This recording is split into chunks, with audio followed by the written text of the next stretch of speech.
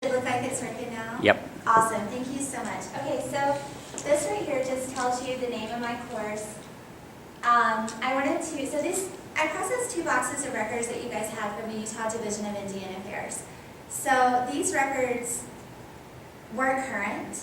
They span 77 to like 97, but this is what the Division of Indian Affairs has going on today. So I wanted to kind of look at that as well. So we have some current context for the records that I was looking at. It was founded in 1953. This goes over the sections of Utah code that give it its authority as well as its scope of responsibility. But from searching on its current website and looking through these records, I feel comfortable saying its scope of responsibility is pretty much any American Indian related issue in the state of Utah at this time. It doesn't seem like there's much that's outside the umbrella, except for some very specific things. I found this excellent book, by the way, at my library that was edited by Forrest Kutch, who I believe might currently be part of the Division of Indian Affairs, or recently was. And this is a quote from a chapter in that book. It's called A History of Utah's American Indians. And if anyone's curious about any of my sources here, I have them all documented. One of the most vocal advocates of Native American rights and a player in the midst of most issues is the Utah Division of Indian Affairs. Established in 1953, it serves as the official organization in voicing concerns of the tribes. And then I wanted to just take a look at the current Utah tribes and tribal lands. I kind of warped our state a little, trying to make it as big as possible. But you can see here, we have the Northwestern Shoshone, the Skull Valley Goshutes, other Goshute tribes, Paiute tribes, different bands of Paiute tribes over here, the Navajos coming in this corner over here, White Mesa Utes and other Utes kind of over in that section. And then I wanted to talk a little bit about why I was here.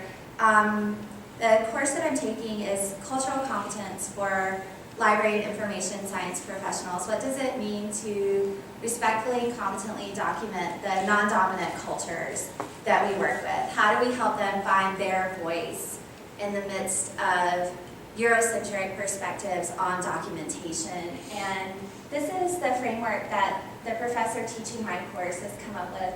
The ability to recognize the significance of culture in our own lives, as well as in the lives of others, to come to know and respect diverse cultural backgrounds and characteristics through interaction with individuals from other languages, cultures, socioeconomic groups, to fully integrate those cultures into our services, work, and institutions, which is a big part of what happens here. You know, any work with diverse cultures is fully integrated here. You know, it's not theoretical.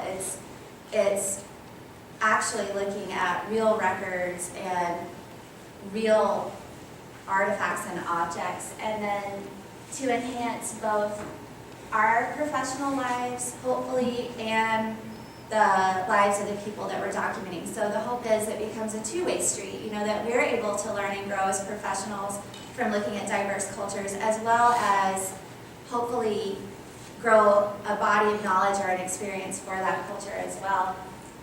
This is the framework for cultural competence here. There's 3 domains: the cognitive, the interpersonal, and the environmental domain. And then each has different pieces, and I'm not going to read it verbatim to you. And if anyone has any curiosity about this, please let me know. Just wanted to expose you a little bit to the background that I was approaching these records from with the other learning that I was doing this semester. What was in these records? All kinds of stuff. You know, they were originally handed to me as minutes of meetings of the Utah Division of Indian Affairs, but it turns out that there was a lot more in there. I think somebody pretty much gathered up a bunch of papers that said the word American Indian, Native American, or Indian in them and shoved them in the box and then passed it on to you guys. And it covered a lot of issues. You know, there was a lot of administrative documents. Can you be at this meeting? How much do I have to spend to come to this meeting? Can I get reimbursed for this meeting? Where is this meeting going to be? All of that stuff like you would expect. There were a lot of documents about the Navajo Royalty Trust Fund. During this period of time, there is a lot of litigation surrounding misappropriation of funds from a trust fund belonging to the Utah portion of the Navajo Nation. There was a disappointing lack of material material. Had I had the time and the ability to do serious academic research on it, I'm sure that I could have found much more than I did. But just skimming the surface and looking at the documents in these boxes, most of what I was able to gather is there's a large trust fund set up that had to do with the uranium mining rights in Utah, an issue that a lot of you are probably familiar with, the Navajos and the uranium mining here in the state. This fund had something to do with reparations, I believe, for some things that occurred due to that. If anyone knows any different, please speak up. And then the fund was administered rather than through the tribe through a state agency. And all the litigation that I discovered in these documents had to do with these funds being used for purposes that had nothing to do with the Navajo Nation. So if you're interested in that, look in these documents because there are court transcripts, attorney requests for information, all kinds of stuff. Termination was a consistent topic, the federal termination of tribal rights that occurred in the 1950s, 1960s, and then the reinstatement of those rights. Tribal enrollment, what it means to be a member of a tribe versus not being a member of a tribe. The Southern Paiute Miners Trust Fund, there were some incredible documents in here, handwritten letters from members of the Paiute tribe saying things like, I'd really like my grandson to be able to access his portion of the trust now. He would like to complete vocational training at this institution, and we almost have the money, but not quite.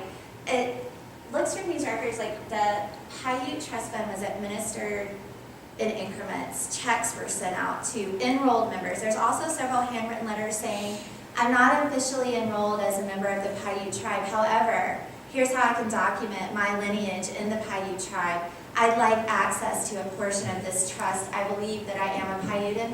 I think that's really poignant. I can't imagine having to prove my identity.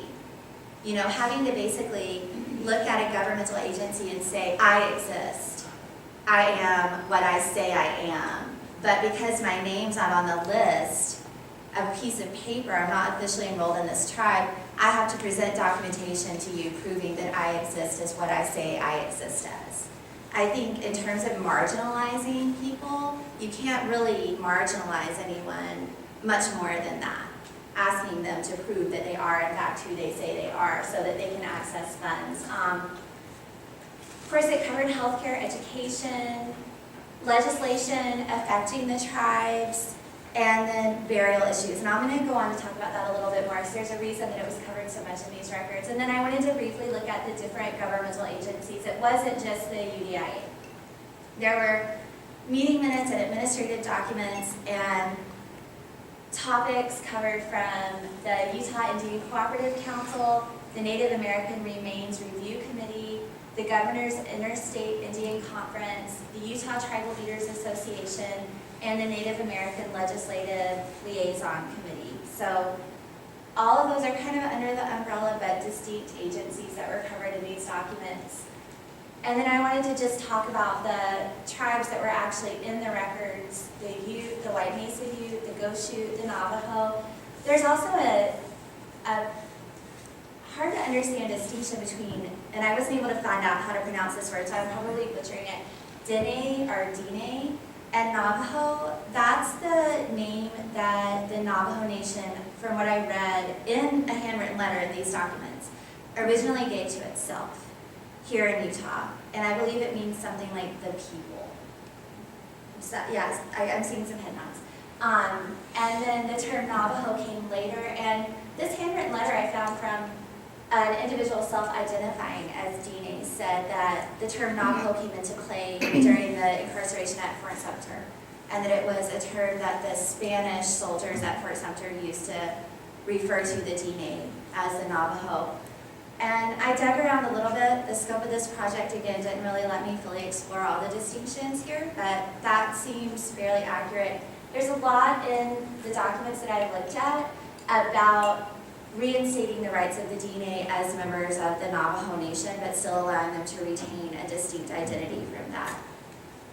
The Paiute, the Shoshone, and the Skull Valley Goshute, these are the tribes that I looked at.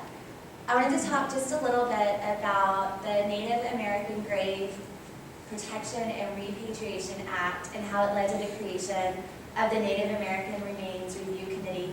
So you see this quote that I have here from the same book that I mentioned earlier. It was enacted in 1990 by the first President Bush. Its purpose was to protect burial sites, artifacts associated with those sites, Indian remains now in the custody of museums and other repositories. A major part directs that skeletal remains be returned to the appropriate tribe when origin can be determined. I love this part. This law set into motion a flurry of